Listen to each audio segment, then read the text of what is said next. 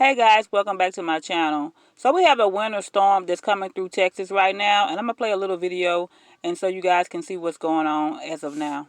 Oh, because this could be the worst time of it, Monday morning, right when people are trying to go to work. Hopefully you can stay home, because if you have that option, please exercise that option. You do not want to be out on the roads with this winter storm ongoing. Now, as that gradually clears out, you'll also notice snow moving in on the back end as we make this transition from rain initially to freezing rain to sleet to snow to clearing out to ice cold air moving in. Tuesday morning, pipe busting hard freeze on the way. It's the coldest air that we're going to see of the season here, the coldest air we've seen likely in 30 years or more. By Wednesday, and we've got that cold air in place, by Wednesday another system moves atop of that, and we could see another winter storm. Travel will again be impacted there on Wednesday as well. So wherever you are on Sunday night is likely where you'll want to stay, or whether you want to or not, where you may end up staying all the way through Monday, through Tuesday, potentially through Wednesday and Thursday as well. Gradually that clears, but you still notice those northerly winds. We still have cold air in place. So even as that second system clears out, the colder air is still staying in place. Ice is the primary concern. Here's the latest numbers from just one forecast model. There's various forecast models. And this storm is not going to be like anything else we've had in a long time. So basically what it's going to do is it's going to freeze. And because the temperatures are so low, the ice is not going to melt. The sun is not going to come out in 2 or 3 hours and everything starts to melt and everybody can go back to normal. It's going to be like this for at least 3 or 4 days. So they're telling everybody to stay home. And the Houston area, the infrastructure is really not built to take on this type of weather. So I advise everybody to stay home and not go out here in this weather. I know that most employers won't try to make everybody go out here, but there are some that don't care and will put your life at risk, and you got to think about your life over anything. Models, various forecast models showing ice accumulations of around 1/4 of an inch.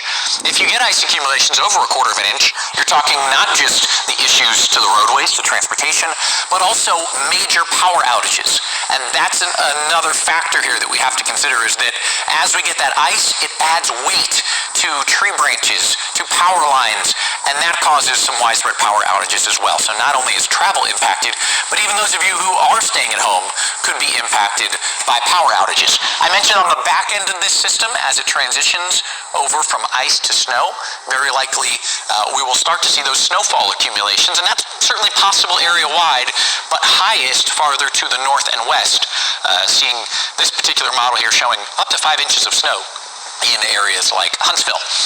As far as those risks go, running the gamut, pets, plants, people, pipes all need to be protected with that Arctic cold that's moving in late Monday and into early Tuesday. Icy bridges and overpasses is always a concern when you have any sort of freezing precipitation, but also icy roadways.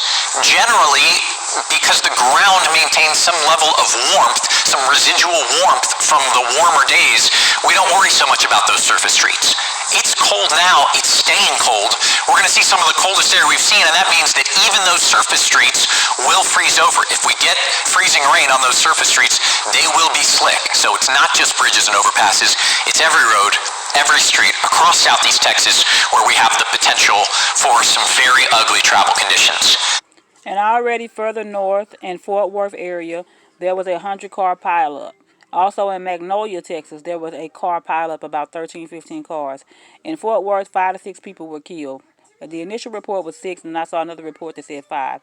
So people have lost their lives, and it's just not good to go out here and try to weather the storm, especially when you don't have snow tires and you're just not fit to drive in this type of weather.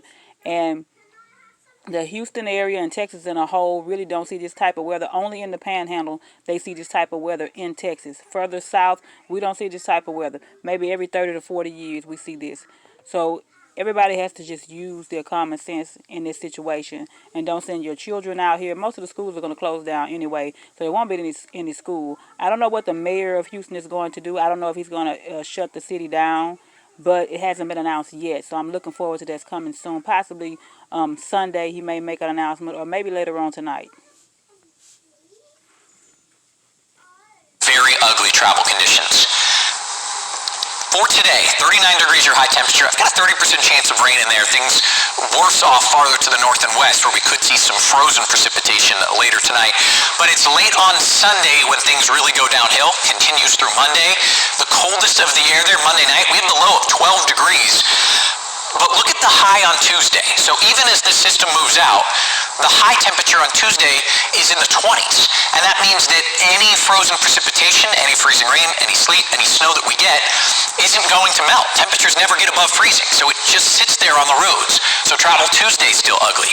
Wednesday we get another likely winter storm, and that means travel Wednesday is also ugly. Low temperatures continue to fall below freezing all the way through Thursday night, so any gradual clearing, any melting just leads to this slush. Well, that can refreeze as well each and every night, causing more problems on the road. Likely not done with this until late Friday afternoon, or maybe even more likely Saturday, when those temperatures finally start to warm up. It is going to be a cold event like we haven't seen. A lot of us have never seen here. For many of us, the coldest air we've seen in 30 years. It's something that we need to keep in mind. This is more than just your average chance for snow or your average cold weather outbreak. This is dangerous, this is significant, this is historic. So please stay safe. Reach out to me if you have any questions, whether it's about the timing or precautions or preparations you need to make. We're here to help you. We're going to keep you updated on ABC 13 and of course abc13.com. Stay safe.